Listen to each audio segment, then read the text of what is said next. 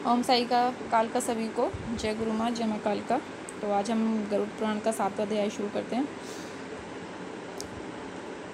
पुत्र की महिमा, दूसरे के द्वारा दिए गए पिंडदान से प्रेतत्व से मुक्ति, इसके प्रतिपादन में राजा बभ्रुवाहन तथा प्रेत की कथा। सूत जी ने कहा, ऐसा सुनकर पीपल के पत्ते की भांति कांपते हुए गरुड़ जी ने प्राणियों के उपकार के लिए पुनः भगवान से पूछा। गरुड़ ने कहा, हे स्वामी, किस उपाय से मनुष्य प्रमादवश अथवा जानकर पाप कर्मों को करके भी यम की यातना को ना हो, ऐसे उसे कहिए। संसार रूपी सागर में डूबे हुए दीन चित्त वाले, पाप से नष्ट बुद्धि वाले तथा विषयों के कारण दूषित आत्मा वाले मनुष्य के उद्धार के लिए हे माधव, पुराणों में सुनिश्चित किए गए उपायों को बताइए, जिससे मनुष्य सदगति को प्राप्त कर सके। तो भगवान जी बोलते हैं कि हे ताक्षर्य, मनुष्यों के हित की कामना से तुमने अच्छी बात पूछी है। सावधान होकर सुनो, मैं तुम्हें सब कुछ बताता हूँ। हे खगेश्वर, मैंने इसके पहले पुत्र रहित और पापी मनुष्यों की यातना का वर्णन किया है। पुत्रवान तथा धार्मिक मनुष्यों की पूर्वोक्त दुर्गति कभी नहीं होती। यदि अपने पूर्वजित कर्मों के कारण पुत्र उत्पत्ति में विघ्न होता है, यानी कि उसके पुत्र नहीं होता, तो किसी उपाय से पुत्र की उत्पत्ति संपन्न करे। हरिवंश पुराण की कथा सुनकर विधान पूर्वक शतचंडी यज्ञ करके भक्ति पूर्वक शिव की आराधना करके तथा विद्वानों को पुत्र उत्पन्न करना चाहिए। यह पुत्र पितरों की पुम नामक नरक से रक्षा करता है। अतः स्वयं भगवान ब्रह्मा ने ही उसे पुत्र नाम से कहा है। एक धर्मात्मा पुत्र संपूर्ण कुल को तार देता है। पुत्र के द्वारा व्यक्ति लोगों को जीत लेता है, ऐसी सनातनी श्रुति है। इस प्रकार वेदों ने भी पुत्र के उत्तम महात्म्य को कहा है। इसलिए पुत्र का मुख देख करके मनुष्य पितृ ऋण से मुक्त हो जाता है। पौत्र का स्पर्श करके मनुष्य तीनों देव ऋषि प्रत ऋणों से मुक्त हो जाता है। इस प्रकार पुत्र, पौत्र और प्रोपौत्र से यमलोकों का अतिक्रमण करके स्वर्ग आदि को प्राप्त होता है।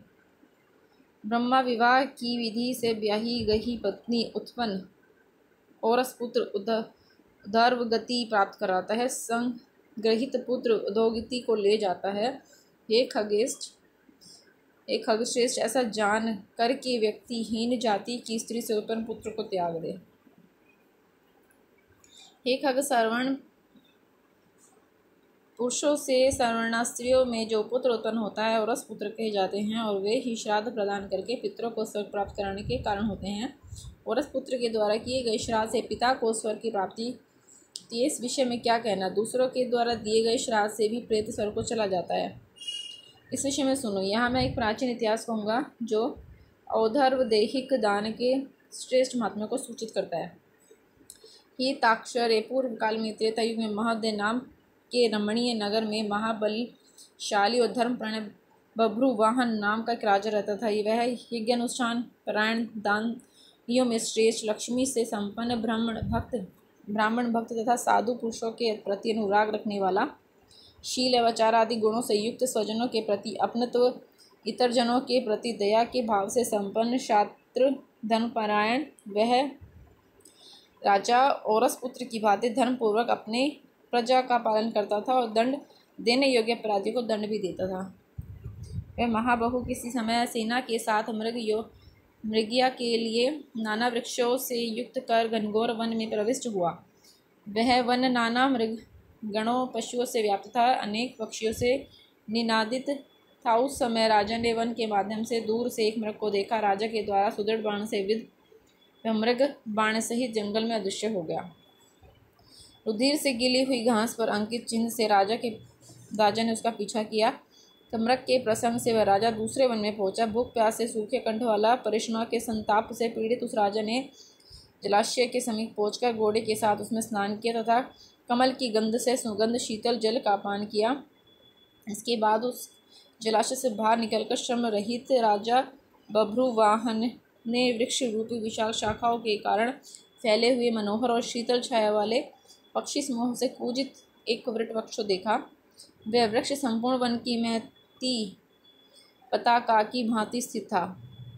उसकी जड़ के पास जाकर राजा बैठ गया। उसके बाद राजा ने भूख और प्यास से व्याकुल, इंद्रियों वाली, ऊपर की ओर उठे हुए बालों वाले, अत्यंत मलिन, कुबड़े और मांस रहित एक भयावह प्रेत को देखा। उस विकृत आकृति वाले भयावह प्रेत को देखकर बभ्रुवाहन सीमित हो गया। प्रेत भी घने जंगल में आए हुए राजा को देखकर चकित हो गया और समुत्सुक मन वाला होकर वह प्रेतराज उसके पास आया।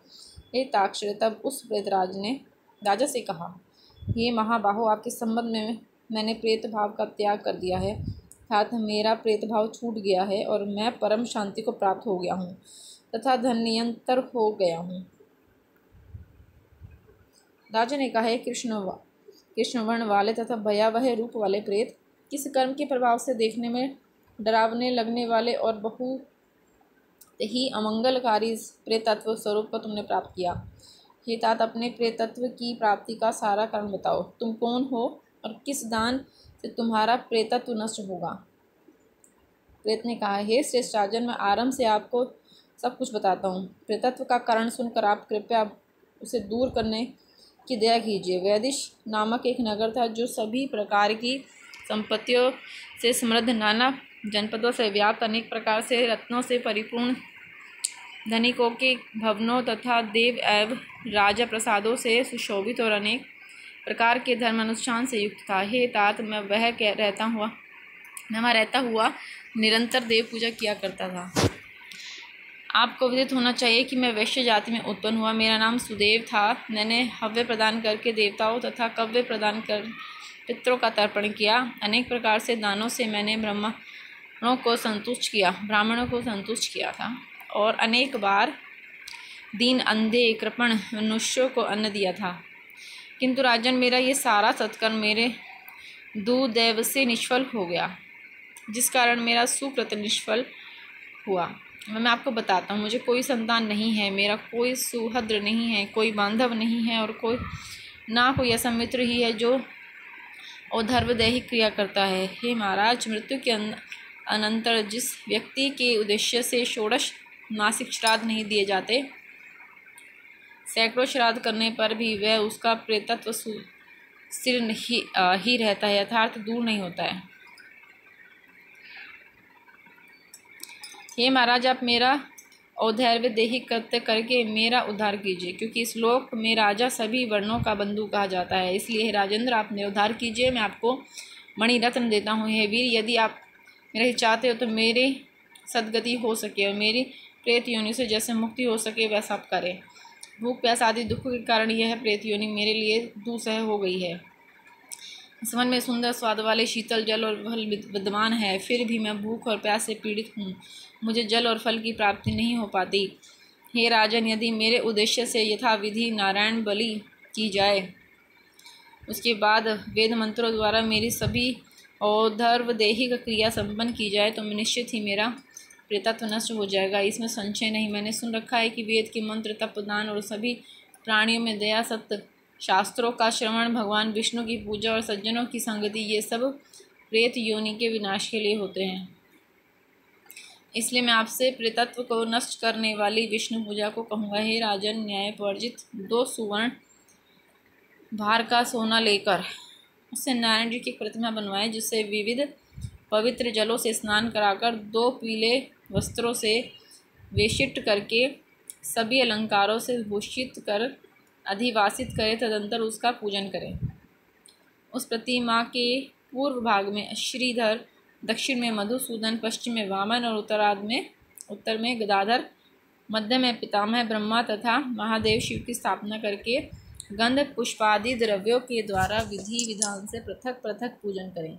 उसके बाद प्रदक्षिणा करके हवन करके देवताओं को तृप्त करके घृत, दधि तथा दूध से विश्वदेवों को तृप्त करें। तदंतर समाहित चित्त वाला यजमान स्नान करके नारायण के आगे विनीतात्मा होकर विधि पूर्वक मन में संकल्पित अधर दैहिक क्रिया का आरंभ करें। इसके बाद क्रोध और लोभ से रहित होकर शास्त्र विधि से सभी श्राद्धों को करें। प्रशोत्सर्ग करे, तंत्र ब्राह्मणों को 13 पद दान करें, फिर शय्या दान देकर प्रेत के लिए घट का दान करें। राजा ने कहा, प्रेत किस विधान से प्रेत घट का निर्माण करना चाहिए और किस विधान से उसका दान करना चाहिए? सभी प्राणियों के ऊपर अनुकंपा करने के हेतु प्रेतों को मुक्ति दिलवाने वाले प्रेत घट दान के विषय में बताइए। प्रेत ने कहा, हे महाराज, आपने ठीक पूछा है। जिस सुदृढ़ दान से प्रेतत्व नहीं होता, मैं उसे कहता हूँ, आप ध्यान से सुने। प्रेत घट का दान सभी प्रकार के मंगल लोक विनाश करने वाला तथा लोकों में दुर्लभ और दुर्गति को नष्ट करने वाला है। ब्रह्मा, शिव और विष्णु सहित लोकपाल से युक्त तपाए हुए सोने का एक घट बनाकर उसे दूध घी आदि से पूरा भर के भक्ति पूर्वक प्रणाम करके ब्राह्मणों को दान करे। तुम्हें अन्य सैकड़ों दानों को देने की क्या आवश्यकता। हे राजन, उस घट के मध्य में ब्रह्मा, विष्णु और कल्याण करने वाली अविनाशी शंकर की स्थापना करें। घट के कंठ में पूर्व आदि दिशाओं में क्रमशः लोकपालों का आवाहन करके उनकी धूप, पुष्प, चंदन आदि से विधिवत पूजा करके दूध और घी के साथ उस हिरणमय घटक को ब्राह्मणों को दान देना चाहिए। हे राजन, प्रेत तत्व की निवृत्ति के लिए सभी दानों में श्रेष्ठ महापातों का नाश करने वाला इस दान को श्रद्धापूर्वक करना चाहिए। श्री भगवान कहते हैं, हे कश्यप पुत्र गरुड़, प्रेत के साथ इस प्रकार बातचीत हो रही थी कि उसी समय हाथी, घोड़े आदि से व्याप्त राजा की सेना पीछे से वहां आ गई। सेना के आने के बाद राजा को महामणि देकर उन्हें प्रणाम करके पुनः अपने उद्धार के लिए उधर दही क्रिया करने की प्रार्थना करके वह प्रेत अदृश्य हो गया। हे पक्षी, उस वन से निकलकर राजा भी अपने नगर को चला गया। नगर में पहुंचकर प्रेत द्वारा बताए हुए वचनों के अनुसार उसने विधि विद्वान से और धर्मदैहिक क्रिया का अनुष्ठान किया। उसके पुण्य प्रदान से मुक्त होकर वह प्रेत स्वर्ग को चला गया। जब दूसरे के द्वारा दिए हुए श्राद्ध से प्रेत की सद्गति हो गई तो फिर पुत्रों के द्वारा प्रदत्त श्राद्ध से पिता की सद्गति हो जाए, इसमें क्या आश्चर्य। इस पुण्यप्रद इतिहास को जो सुनता है और जो सुनाता है वह दोनों पापचारों से युक्त होने पर भी प्रेतत्व को प्राप्त नहीं होता। इस प्रकार गुरु पुराण के अंतर्गत सारोद्धार में प्रभु वाहन प्रेत संस्कार नामक 7वां अध्याय पूरा हुआ। जय हो भगवान विष्णु की। जय मां कालिका की, जय गुरु माँ की।